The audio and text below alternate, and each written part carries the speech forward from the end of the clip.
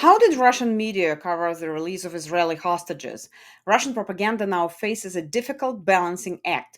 On one hand, it seeks to praise or at least avoid criticizing Donald Trump as Moscow still views him favorably.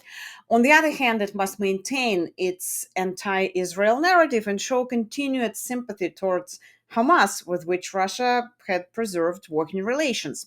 The Russian tabloid Moskovsky Komsomolets framed its coverage with headlines like, "Let's deal with Russia first. Trump announces a new priority after Gaza." The article described Trump's statements about his foreign policy goals and his claim to be a natural peacemaker. Trump declared, it's a quote, that the main aim of his foreign policy is to end wars. Moreover, he called himself a peacemaker by nature, saying he truly knows how to stop conflicts. His sincerity of his intention, however, will be shown by where the tomahawks end up next. End of quote. In another piece, Moskovsky Komsomolets focused on Maxim Harkin, one of the hostages released by Hamas. It has become known in which district of Donetsk lived Maxim Harkin, released from Hamas captivity on Monday, the newspaper wrote, citing RT Russia Today. According to the reporters, Harkin was originally from Donbass and once lived in Donetsk's Kievsky district. His family left in the early 2000s. The apartment now stands empty in a neighborhood that, as the article stresses, is constantly shelled by Ukrainian forces. Traces of shrapnel were reportedly seen on the building's facade. Uh, by tying the story of a released hostage to Donetsk and the war in Ukraine, Russian outlets once again blurred the lines between the two conflicts, linking Israel's war with Hamas to Moscow's own narratives about Ukraine. And by the way, there was an unexpected development of that story. Maxim's mother said that she is thankful to Putin for his help in releasing her son and that she would like to move to Moscow. I just can't wrap my mind around it. How does it coexist in her head, hate for Hamas, love for Putin, because Putin and Hamas are friends? Another Moskovsky Komsomolets headline: Air Force One lands in Israel with a would-be Nobel laureate on board, a mocking reference to Trump's self-promotion as a global peacemaker. The ultra-conservative channel Tsargrad TV went even further. Tsargrad described Trump's speech to the Israeli Knesset as vivid and at times contradictory.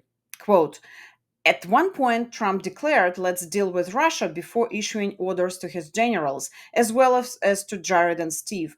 Today, President Trump celebrates a man made triumph. A deal ending hostilities between Palestine and Israel has been signed, hostages have been returned, and reconstruction in Gaza lies ahead. Meanwhile, Palestinians are returning to their destroyed homes. End of quote. The article continued with a heavy handed denunciation of Israel's military actions, echoing classic Kremlin rhetoric about the West's hypocrisy.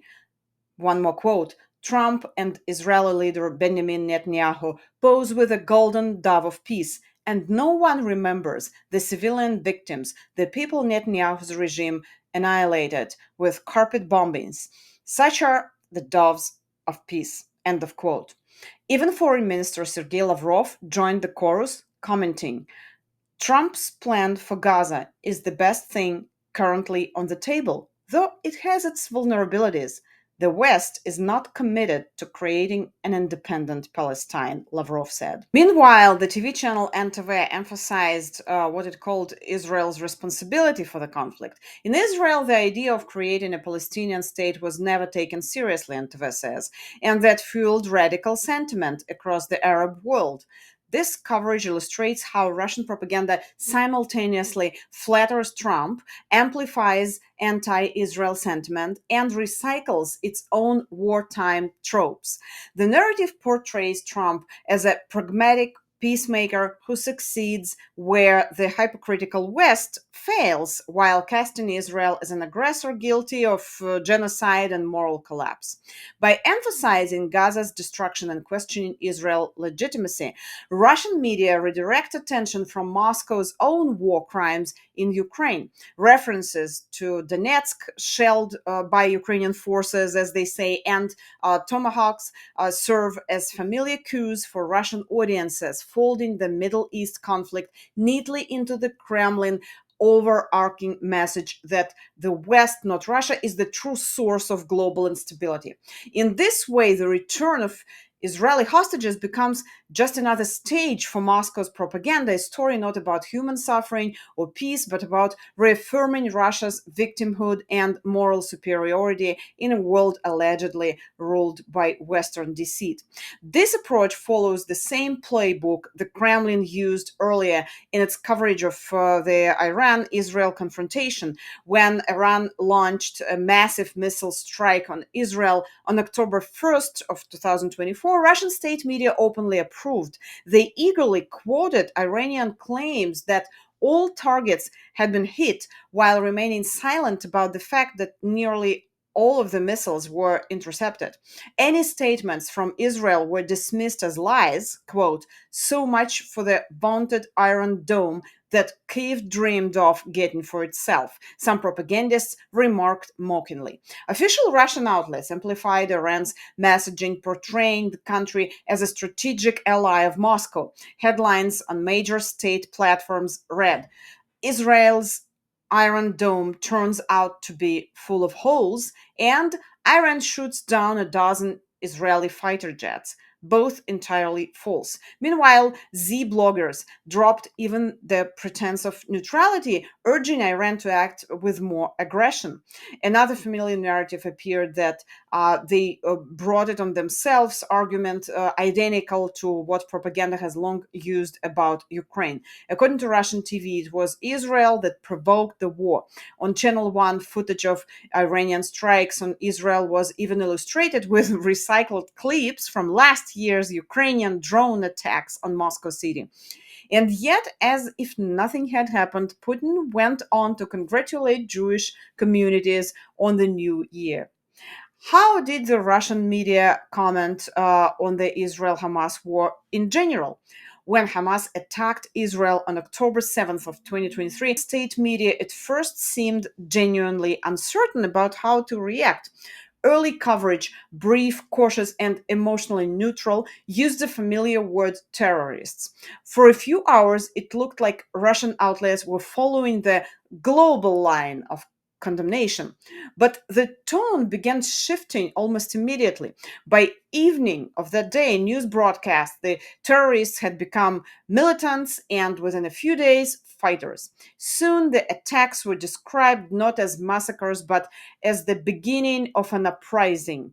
Russian commentators, from television hosts to Telegram propagandists, started portraying Hamas as a force of resistance, not against Israel but against the West.